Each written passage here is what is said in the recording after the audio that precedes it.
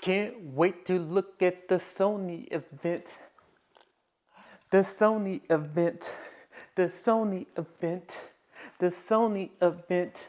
The cinema now. The Sony event. The Sony event. Can't wait to watch this. All right, let's go ahead and turn this on.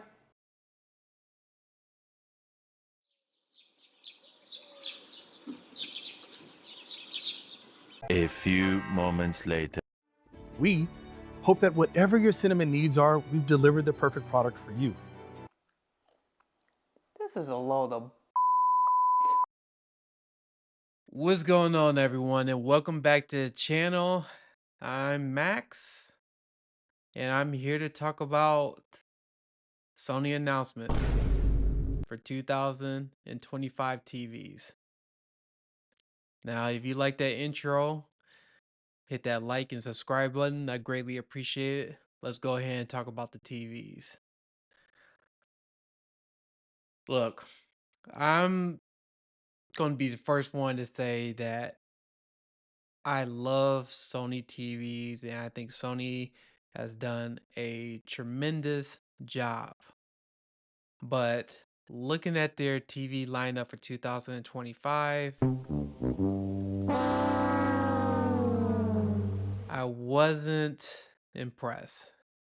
The only thing that really got me a little bit excited was the Bravia 8 Mark II, the QD OLED, which was really good news. But it's only coming in 55 and 65-inch screen. So the 77-inch would be the 895L, which I don't understand why Sony would do that. I can understand. I don't know. I can see it in a certain perspective, but the Sony 895L has been out. Now it's going to be 3 years now. And now you have the Bravia 8 Mark II that's only coming up to a 65-inch. I think it would have been more of a smarter move if Sony would have did all the way up to 77-inch just to be done with the 895L, so just doing the continuation. I think one of the most biggest disappointments was I really hoped that they had a Bravia 10, which was a bigger size screen Bravia 9 TV. It could have all the same bells and whistles as in local dimming zones as a Bravia 9, same everything. It's just a bigger size screen.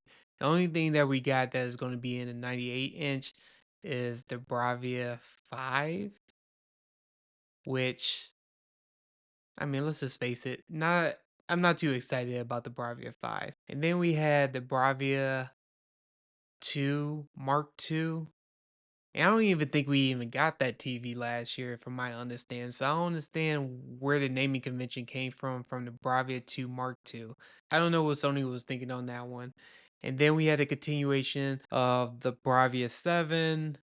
And then we got some projectors, and then we got some more speaker systems. And I, I'll just say this.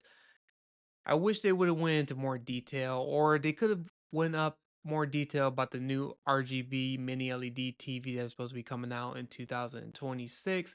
I get that we're talking about just only for 2025, but I think this would have been an opportunity for Sony to kind of go into more granular detail as in what they have cooking up for 2026. That's just me. I was let down for this presentation. I'm going to be very transparent with it. I'm not going to sugarcoat it. I just wish Sony has done just a little bit more. I get that the Bravia 9 is going to be the continuation for 2025. I get it. But I really wish they would have went with the bigger screen TVs. For the Bravia 9, at least a 98-inch. Now you're going to have TCL, Hisense is going to go ahead and take the lead in that area when it comes to bigger size screen TVs. The Bravia 5, like I said, I had to wait and see until I see that TV in person. But until then, I will say that TCL and Hisense is definitely going to win the league when it comes to bigger size screen TVs. Now, when it comes to OLED TV, if you're looking for a 77-inch or a 83-inch, then you already know that LG is going to have your back when it comes to the G5. And then you got the Samsung S95F that's coming up to a 77-inch. And if you want to go with the WOLED 83-inch S95F, you do have that option as well. But I don't think that a lot of people is going to go for the matte screen. I might be wrong on that. I've been very clear about the whole matte screen finish when it comes to the S95F and pretty much all their lineup for Samsung. I know there's maybe one or two TVs that had this glossy finish, but other than that, a lot of people is going more than likely go the LG route when it comes to OLEDs.